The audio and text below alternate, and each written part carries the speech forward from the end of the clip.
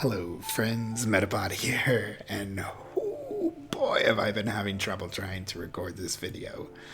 Let's swap over to the game, we're gonna get right into it. I've been having lots of, not technical difficulties, but brain difficulties trying to get this running. Been doing lots of dumb stuff, but I think that finally I have it all balanced out. We got the camera on, we got the game on, we got the sound on, we got the mic on. The sound shouldn't be too loud for you guys, shouldn't be too quiet for you guys. Mic should be okay. Let's go. Final Fantasy XIII. I actually recorded like an hour of this and then realized the sound was screwed up. So we're going to jump right in. It also means I'm not going to be redoing the tutorials. The first time we played, the settings were all messed up. Well, let's see if it screws up my settings again.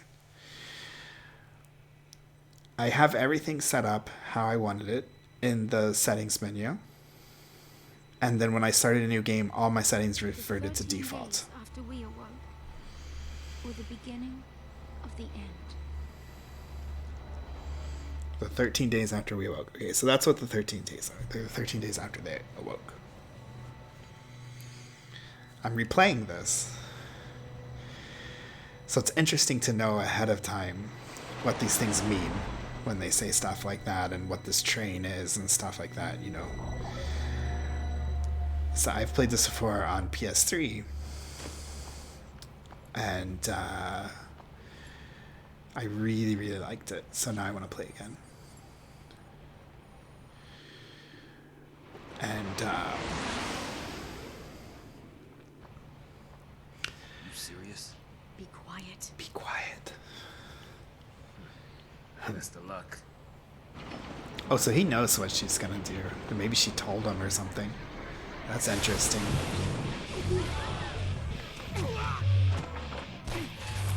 She did it! She did it. And she just stomped on one little control and it opened up everybody's cuffs. Like they didn't have individual keys or some kind of device to open them individually or anything. Just one little device, step on it, all the cuffs come off of everybody. I'm not a Lassie.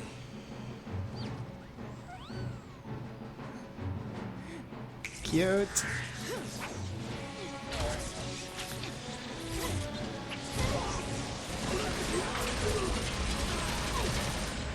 Is it ever explained what her weird power is where she snaps her fingers and gets all zappy and then can like fly around?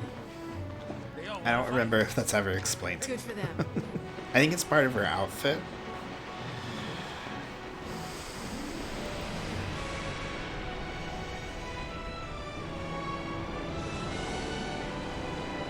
Okay, if she really leaned out of something going that fast, she'd be like knocked into the back of it.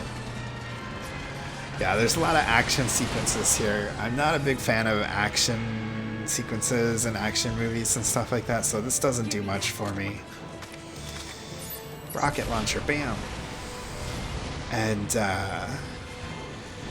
some stuff, action sequences can be really fun, like Avatar: The Last Airbender had the most amazingly choreographed action sequences, and those were so fun to watch. This is pretty average action sequency stuff. Stuff going pew pew, bam bam. Various camera angles.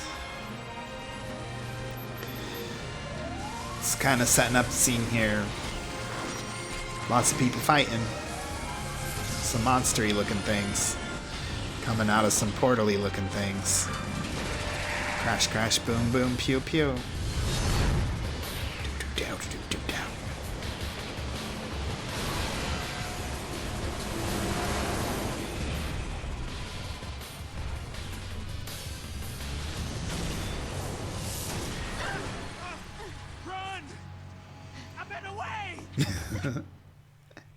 I went away.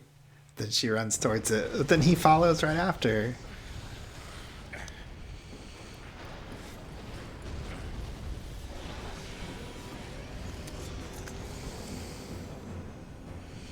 I remember when this game was new. I played it on my PS3. It's one of the first PS3 games I played, I think. Might have been the first PS3 game I played. I might have gotten a PS3 to play this game. It might have been the deciding factor. And I had just gotten a new TV, a 43-inch TV in my little room, so it was huge. And this game just looked amazing.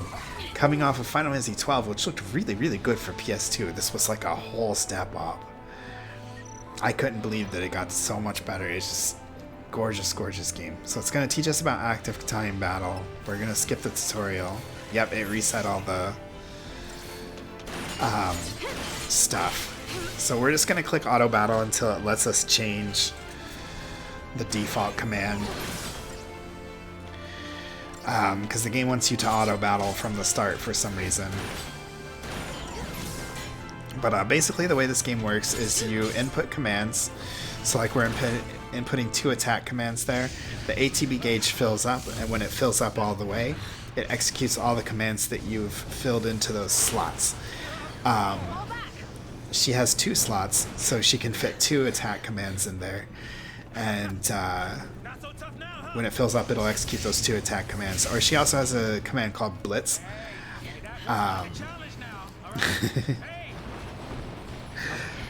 And the Blitz takes up 2 slots. So she can do that as well.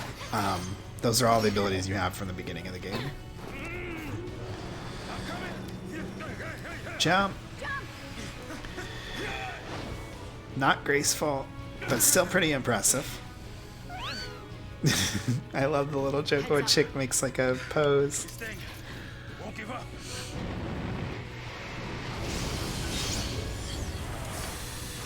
Crash, boom. Here it is, and then we fight it again. So you can see we can pick attack or blitz. We can put 2 attacks in. If her ATB gauge was longer, we could put in like a blitz and an attack, for example, if she had like 3 gauges. I don't know if they're called gauges or segments, or I think the whole thing is called a gauge, so I don't know. Well, I should have read the tutorial. But that's pretty much how the battle works. It seems extremely simple right now, but it actually gets pretty complex, and the game mechanics get pretty deep, but it very, very slowly introduces you to those over the course of the game. Where for a while in the beginning, all you're going to be doing is sitting here and spamming attack over and over and winning. And we got 6 potions out of that. And so I can understand why people complained about this game. When the beginning of the game had no difficulty, no real, even any real gameplay, or just you can just auto battle. I stuck with it because it looked really nice, and then the gameplay really, really fleshed out as the game went on.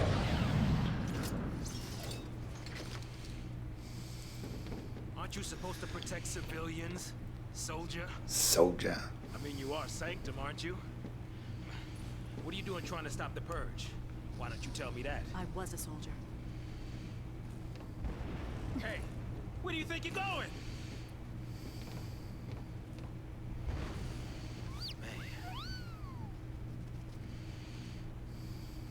Chocobo, we just can't catch a break, can we? Yeah, that's a good question. Oh well. The hanging edge. I'm getting too old for this.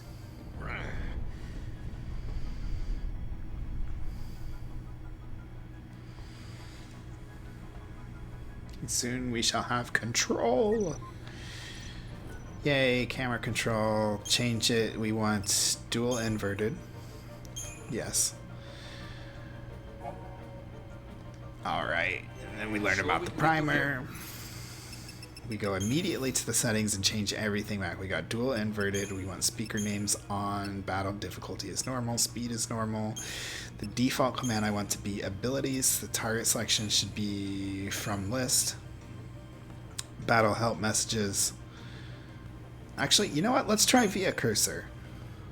I always like it being... No. I want it from list. I want to see the list. Battle help messages on or off. we'll leave them on, I guess. And then the on-screen button explanations need to be controller type. That should be everything good. For some reason, when you start a new game, it resets all your settings to default, which I guess makes sense with starting a new game. But what's the point of putting a settings menu outside the game when you can set up all the settings you want and then you press new game and it resets them all to default? I don't know. So yeah, there's little exclamation points. We have to go and get rid of all of them. Fortunately, I think status and abilities only do that the one time. Maybe equipment too. Inventory, it'll do this every time you get a new item. I think map, it only does it the one time. And then data log, we have all this stuff. This game's story is extremely dense. I think that should get rid of. No, do we have to seriously go in and... Here, let's see something. Yeah, we have to go through and like click on each of these.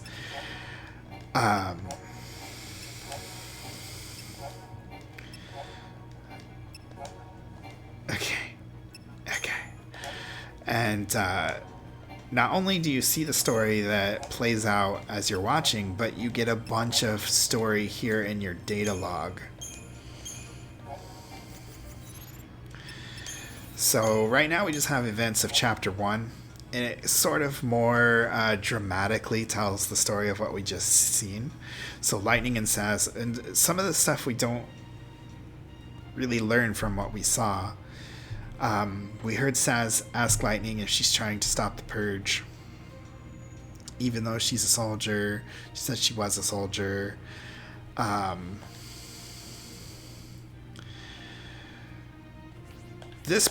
The events parts pretty much just retell you what just happened.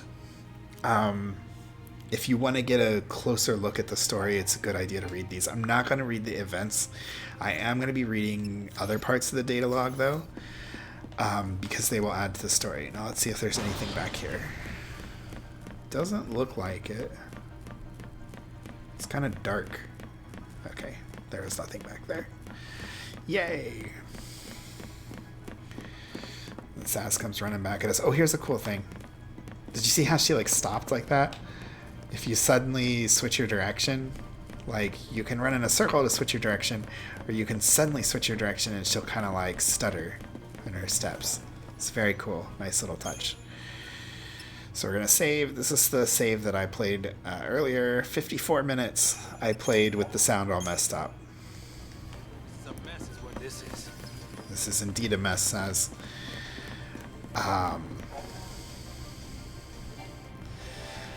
Yeah, and see, now we got data log to update to tell us enemies can fight us. So if you don't like having little exclamation points on your menu, you're gonna have a lot of fun clearing them off in this game. Oh, I should have blitzed there. So Lightning has, oh, I guess these things are so weak it doesn't matter. Lightning has 2 abilities. She has attack and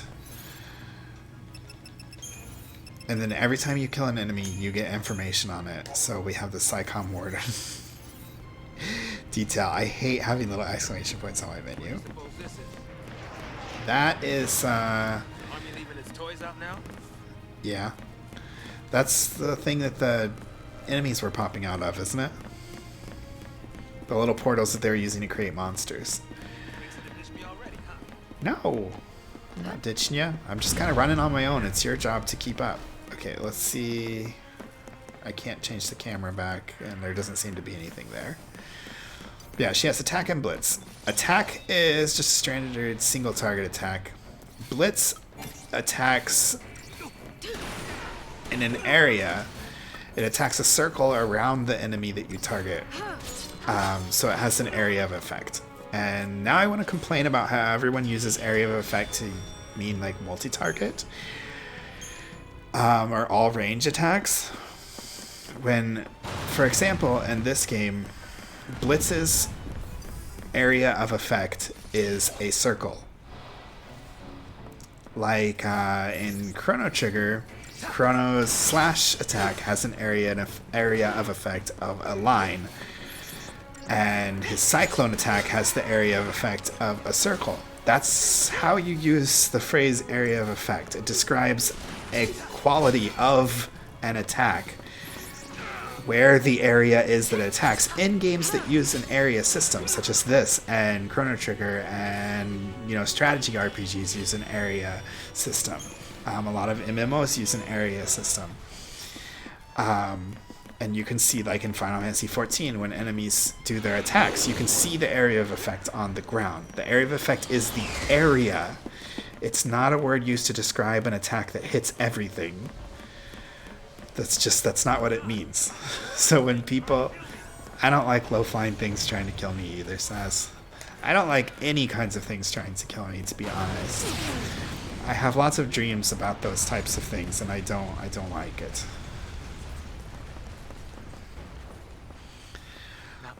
Purged, I get. Trained soldiers? Better to die than get sent to Pulse. It's hell for the Brimstone.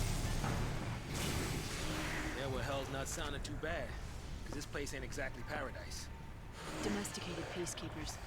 Nothing to worry about. Maybe not for a soldier girl, but I'm trying to say, hey! Saz is so cute. Now, the humans are easy to fight, but for some reason these dog things are really rough. See, he died already. These Pantherons, they take a lot of hits to take down.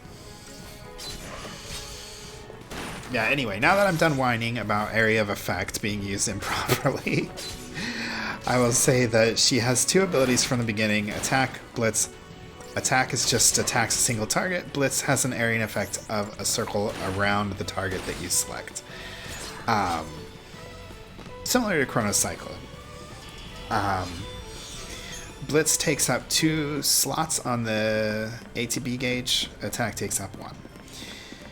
That's the entirety of the battle system at this point. We can also use items. I don't think it's taught us how to use items yet, but we just pick item and then use it.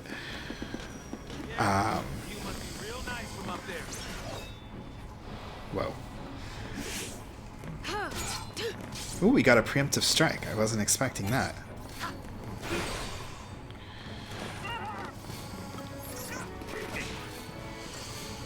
We staggered this aerial recon thing.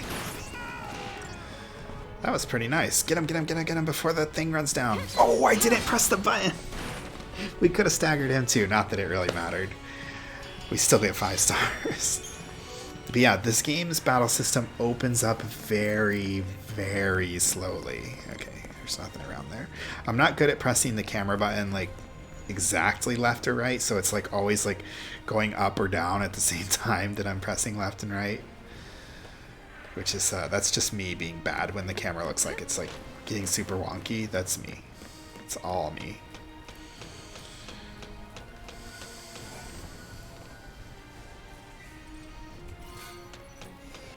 We got an Iron Bangle. We will give it to... Saz has more HP than Lightning, so we're going to give it to Lightning, because it gives you an extra 50 HP. As you'll notice, HP is not persistent across all battles. Each battle you start with full HP. Crap, I didn't check that one. Similar to Saga series, which is another reason I like this. Each individual battle is its own trial. There's not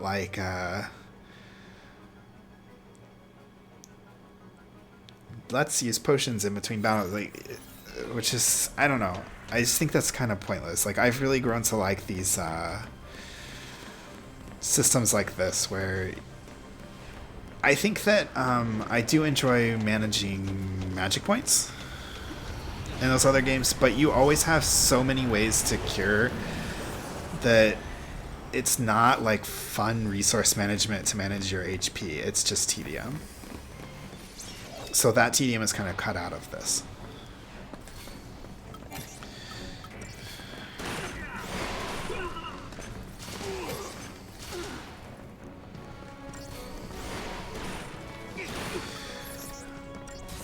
Another thing you can do here is while the ATB gauge is filling up, you can press triangle instead of pressing the cross button, like, and it will execute all the commands that it can at the time for how far it's filled.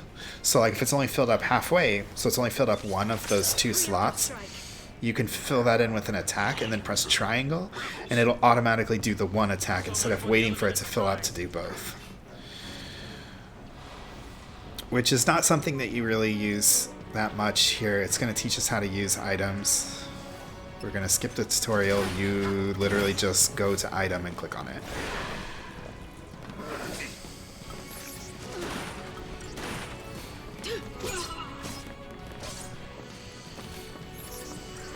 We should stagger it soon. Bam. I keep not pressing the final cross button. 5 stars. We get 5 stars on everything. And I think we're going to see a scene here.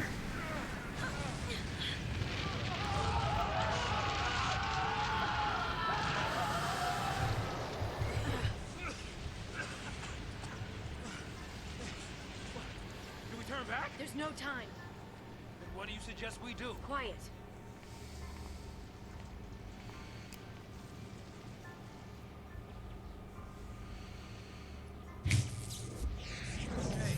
Hey! Wait!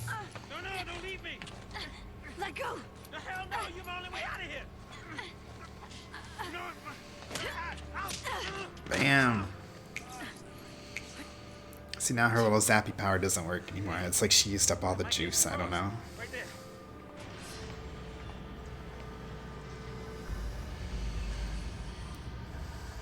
Right? Looks that way.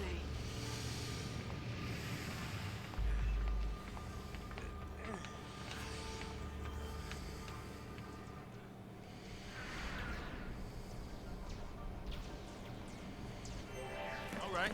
You leave it.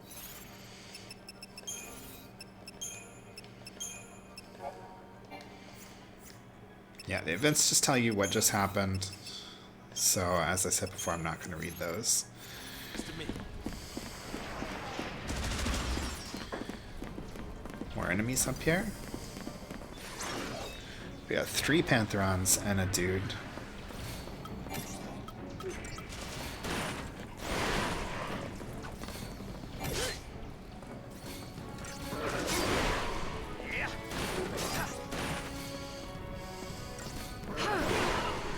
Okay, we took out the guy. Now we'll just attack the Pantherons individually.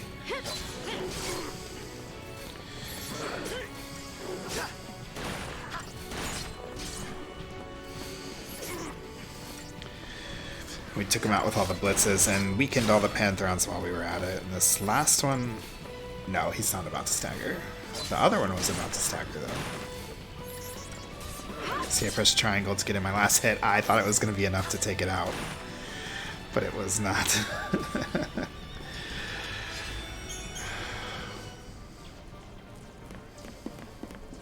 you going?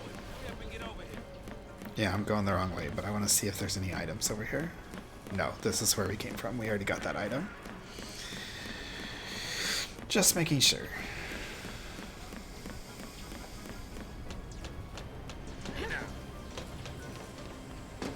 Okay, let's go back up because there's a save point. Seems to be in working order.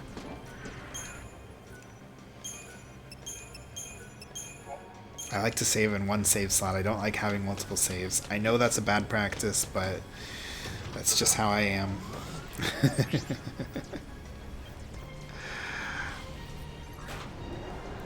But yeah, so this, you've pretty much seen all the battle system has to offer at this point in the game, and it will be like this for a little while longer.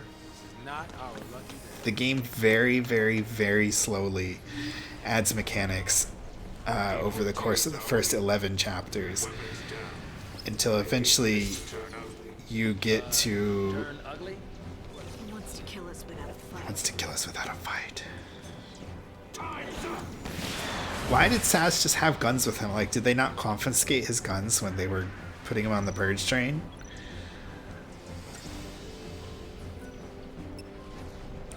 Okay, we're gonna skip this tutorial, but basically what it explains is that if you look at the Psycom Marauder in the top right, you see this yellow gauge that's like filling up and emptying and stuff. When that fills up, the enemy enters a state called stagger. And the stagger pretty much like greatly lowers their defense. With different enemies it can do different things, but for the most part it's a big defense lowering mechanism. And they'll stay in the stagger state for a while as long as you can fill up that bar. What's not really explained in this little tutorial here is that different abilities affect the stagger gauge in different ways. For example, they can not fill up the chain gauge very much, but instead stabilize it so it doesn't drain as quickly. Or they can fill it up quickly and cause it to drain more quickly as well, stuff like that. So you need to kind of balance the different types of attacks you're using and know which ones do which to get the stagger gauge to fill up all the way. The chain gauge, it's called the chain gauge. And then it staggers that What's the enemy. matter? You quit, didn't you? You think I'm gonna go out there and just tell everybody your secrets? My angle. I'm after the Foul Sea.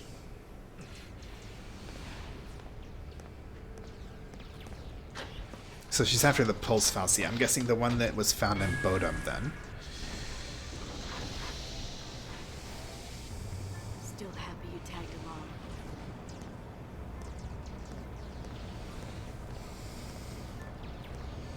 Didn't have a choice.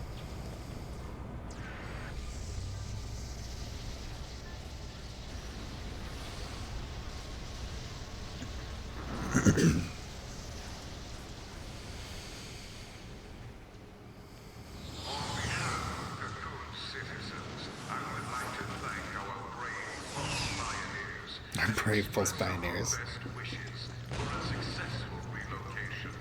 Your noble and selfless sacrifice ensures the continued safety and peace of our society. Were it not for this remarkable gesture, every resident of Cocoon, your family, your friends, your neighbors, would be exposed to the dangers of the world below. By choosing to leave Cocoon and participating in this migration. Migration? More like extermination. Huge. You stay here. So sorry. I didn't mean to. These people need heroes. Here. You keep your cool, and they will too. You got it? Got it. What's our motto? The army's no match for Nora. It's such a stupid sounding motto.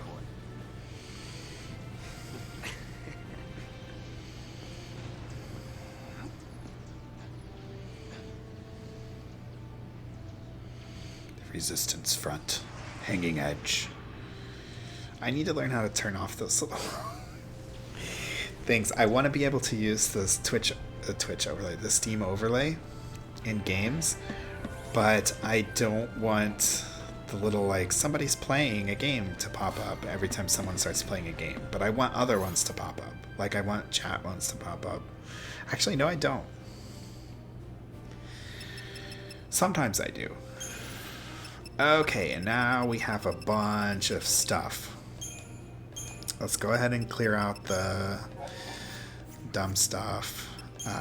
Get through the events. We'll start reading with the 13 days. Day 13 is exile. If you remember at the beginning of the game, it started out saying something like the 13 days after we woke up or something. And these 13 days leading up to the events we just saw pretty much. This is the 13th day, I think, actually. Or maybe this is the day after the 13th day. Will be chronicalized in these data log entries, so we will read this. A fallacy of Pulse origin was discovered within a vestige on the outskirts of Bodom 2 days previously, having apparently spent centuries in hibernation with humans none the wiser to its presence.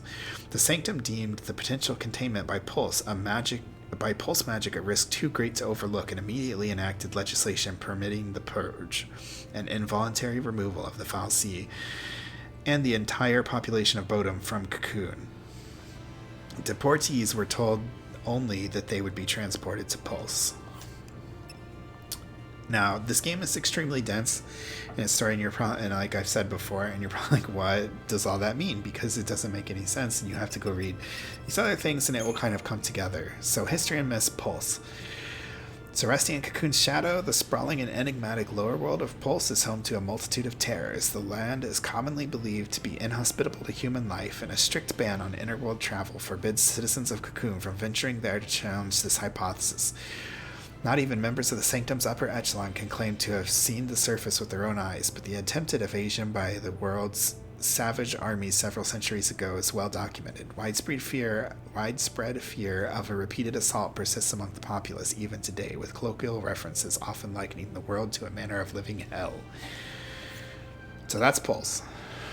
Now we're going to learn about Cocoon, and things will start to come together. From her lofty seat, the world of Cocoon has long enjoyed tranquility. The interior of her spherical shell supports several sprawling cities and a population numbering in the tens of millions. Although a variety of dangerous beasts prowl the wilds, advanced technology and the protection of the world's fallacy keepers ensure residents a peaceful and prosperous existence. That's a difficult sentence.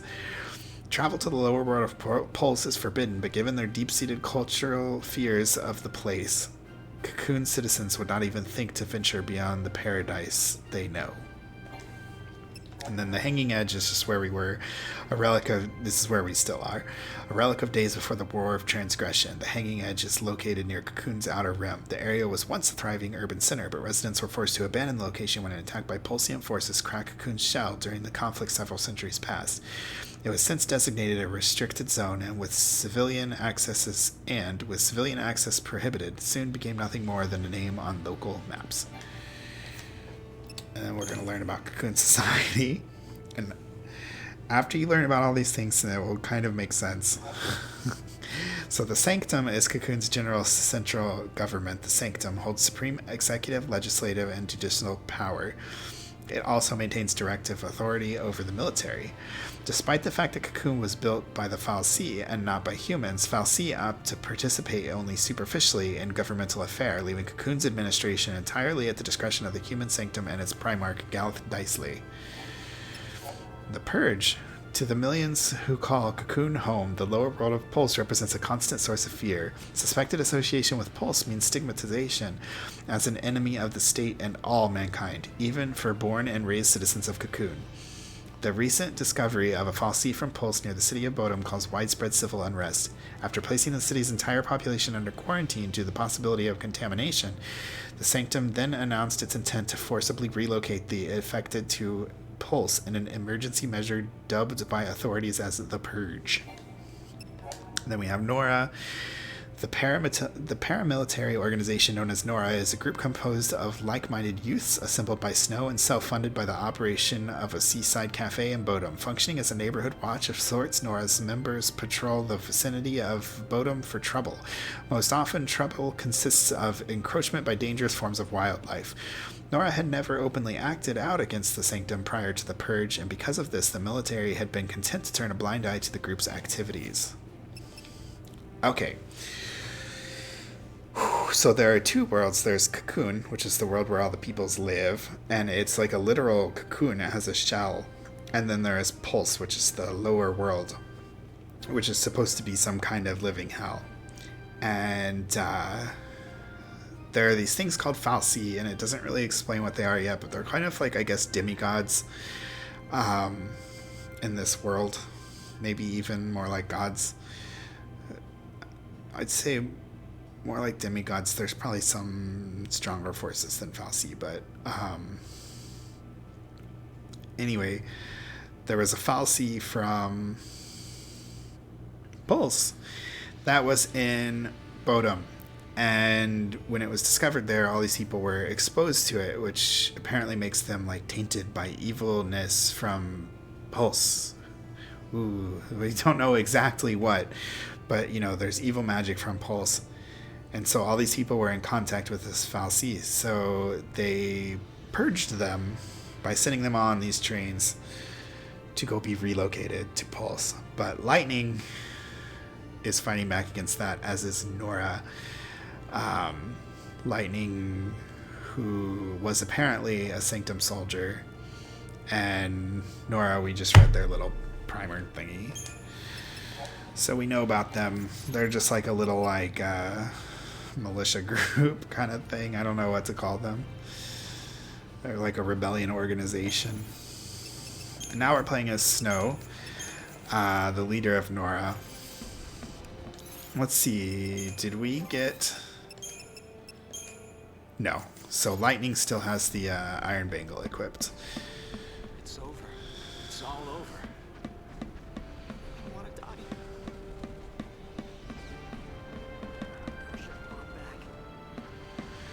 People will say things when you get close to them, like you don't press a button to talk to people, they just kind of talk as you're walking by.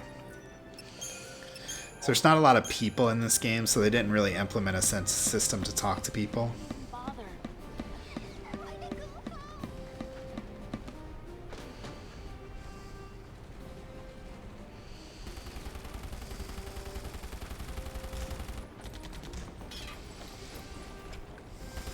This is crazy. Then take a nap. Really? Can I? Sure. And when we're taking a dirt nap, you can save them all. No, that's even worse. No dirt naps today. We're all in this together. Our enemy's the Cocoon Sanctum, the dreaded Psycom, no less. What's the dread? Psycom's nothing but a whole bunch of bluster and bullying. They've got nothing on Nora. Well, we are the heroes after all. Let's prove it! Yeah! Sanctum's gonna pay for this. Alright, now we're playing as Snow with his little Nothing to buddies. worry about. He has an attack called Hand Grenade. It's kind of like Lightning's Blitz, and that it has an area of effect, but the area of effect is where he throws the grenade, which is near the enemy at the moment of attack, but then it takes a while before it goes off. So you can actually throw it near an enemy and then them move out of the way, and the grenade just hit nothing. So it's a bit more risky than Lightning's Blitz Attack.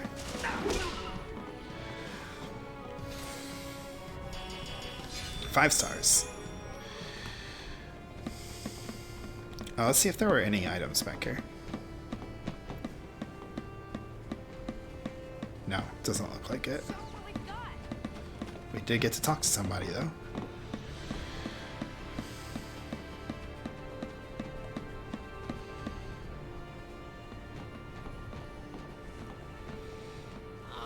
No more. There are soldiers everywhere. Yo, boss. What's the plan? Charge in, guns blazing. Hey, that's not a plan. Real heroes don't need plans.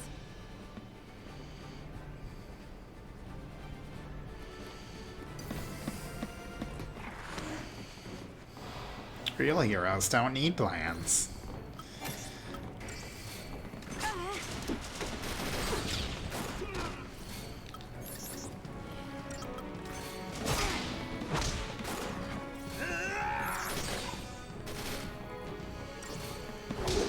Pantherons seem more dangerous, so we'll take them out. Maybe the Psycom Wardens have like higher attack or something, so they're more like glass cannons, but I think at this point in the game you can just auto battle and win, so I try to win the battles as quickly as possible just because it's more fun that way. But I'm pretty sure you can just match auto battle and win the whole game, so not the whole game, the whole beginning.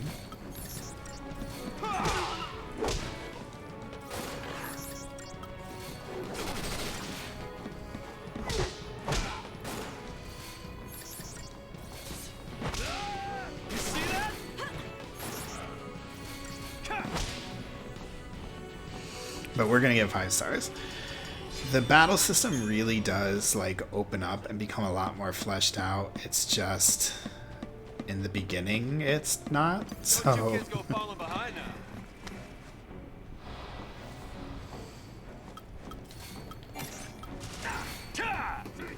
oh, see, he ran up in the front, and then the hand grenade didn't hit anybody. We'll just attack. You see I'm like floating around.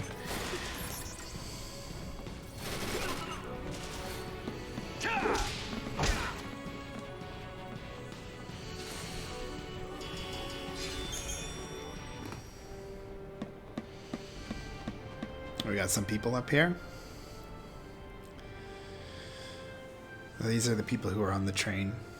Why some of them don't have those coats on, I'm not sure. Maybe they just took them off. You all okay? Hey, careful with those. Don't worry. No one's moving to Pulse today. We'll clear you a path out of here, so be ready to... Let me fight with you. You can't expect us to just sit here. Good help. Yep. Please, let us help.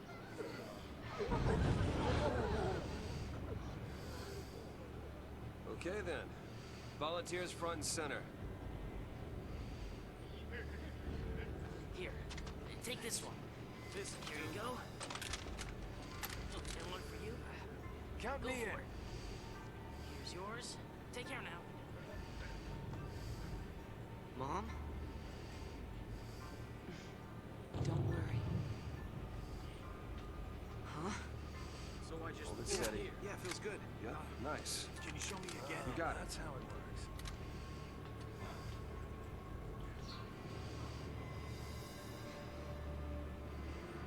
You sure? Yeah. Moms are tough. Moms are tough. Right. It's the last one, boss. All right, last one. Somebody take it.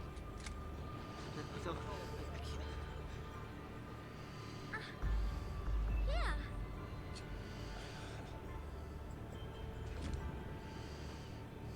Push comes to shove. Keep him safe. First impression of snow? All talk.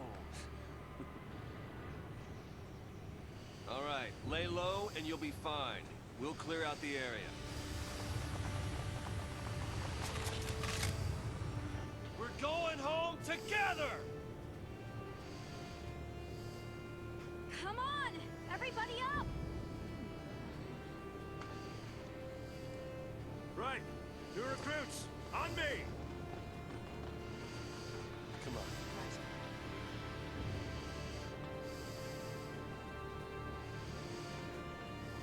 Time to go, kiddo.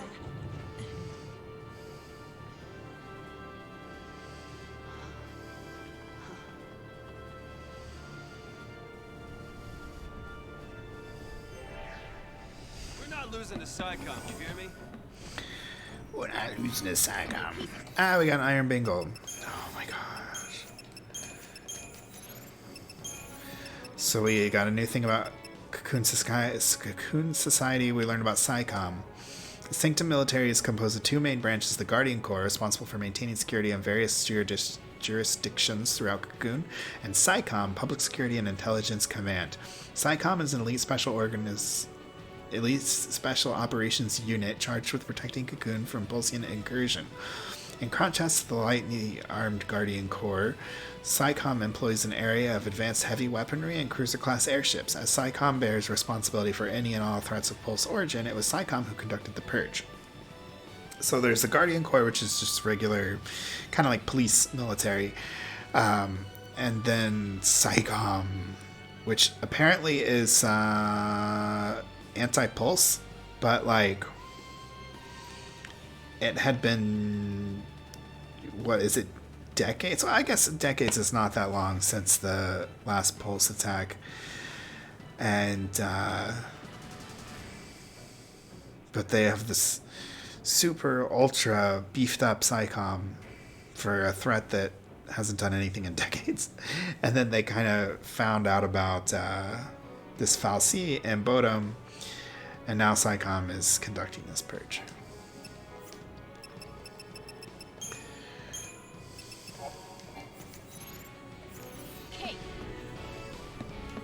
Cake.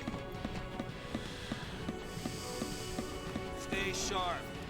Don't want to make their job any easier. Sorry, boss.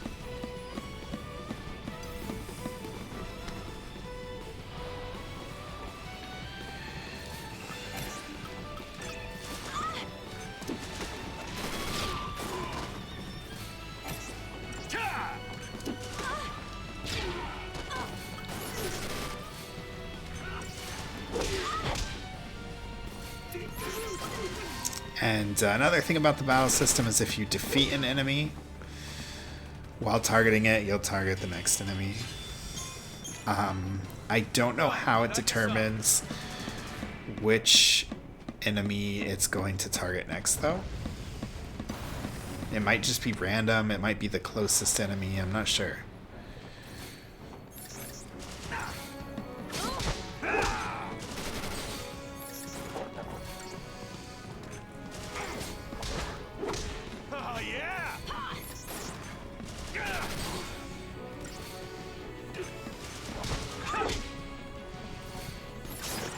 I just noticed Godot, or Godot, or whatever his name is, and Libero have mystery HP. You see that?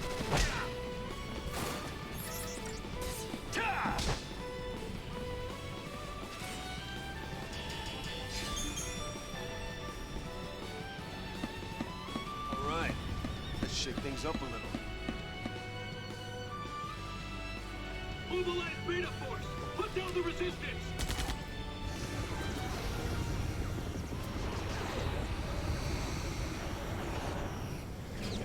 Got some behemoth looking thing.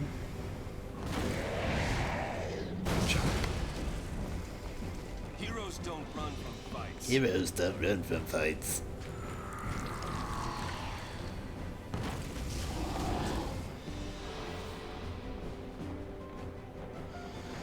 Is this gonna be a tutorial? There's nothing we can't Nope. do. There's just one enemy, so we're just gonna do regular attacks on it.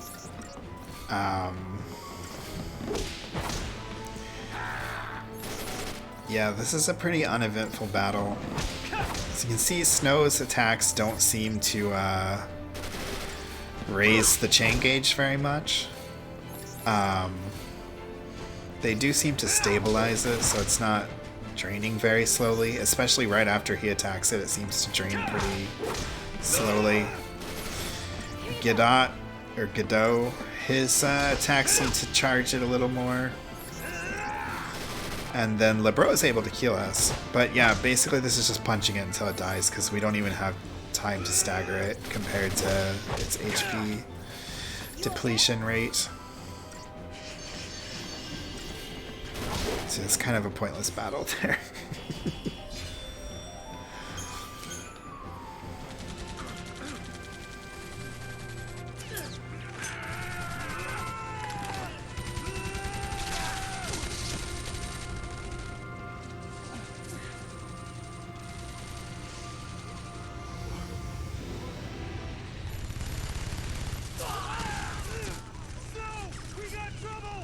No kidding.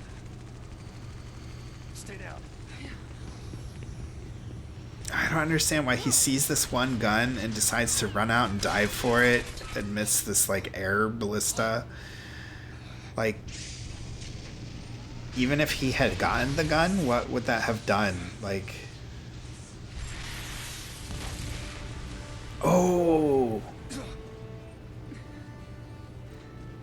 that's what it was. It was a rocket launcher. Moms are tough. She came out and got it on her own. I didn't realize that when I saw this before.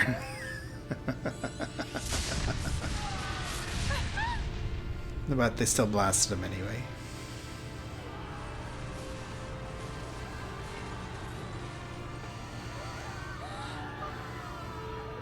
There's just people just rolling off of the thing. Scary.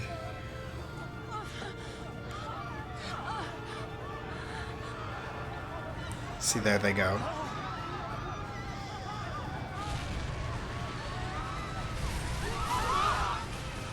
Oh. It's horrific.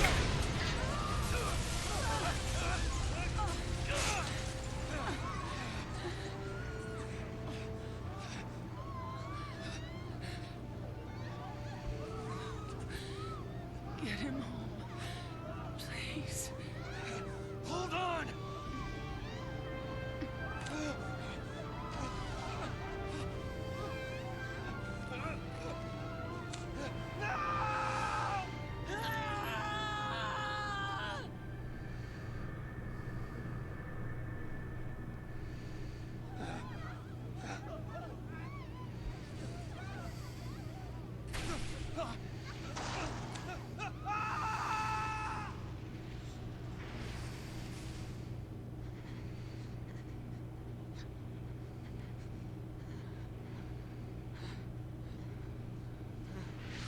Why is she here? Wasn't she grabbed a gun and went with the others, didn't she? We have to move. He's freaking out because he just saw his mom fall off the thing. She just smacks him. I would be freaking out too. Would you like to save your progress? Yes. We shall save our progress. And, let's see, it's been 51 minutes. I think we will stop here. It's been about an hour. I don't think this is the end of chapter 1, but it seems like a good place to stop since it's giving us a little save point in there. And yeah, that was the first episode of Final Fantasy XIII. I really love this game. So far we've met Snow. Here, I'll bring my face back up. Now you get to see me. But we've met Lightning, Saz, and Snow. We've also kind of met Hope and Vanille, but we haven't really met them yet. Lightning is super cool. I love Lightning. She's just a really cool hero. She's more complex than she seems. She seems like she's just kind of like, oh, I'm tough, wah, wah, wah. But she's a bit more complex than that. And we'll, of course, see that over the course of the game and the story progression. Then Saz. Saz is absolutely adorable. I love Saz. He's super cool. He's got a chocobo chick that lives in his hair. I love Saz. And Snow, I had mixed feelings on Snow. I've come to really like Snow over time. At first, I thought he was really annoying, and I'm sure a lot of people share that sentiment.